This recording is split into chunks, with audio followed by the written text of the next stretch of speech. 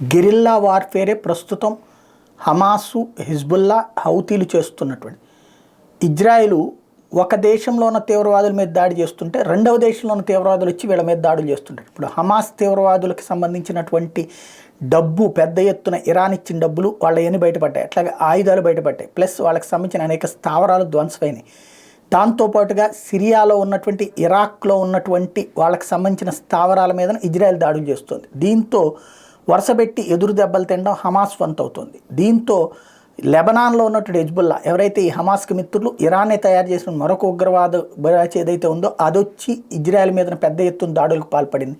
Soldiers పెద్ద ఎత్తున గాయపడాల్సినటువంటి పరిస్థితి అయింది. Iran backed Hezbollah reportedly fired anti tank missiles from Lebanon towards northern Israel's Kiryat Shmona region. Hezbollah claimed it targeted the Israeli Pranit barracks with missiles.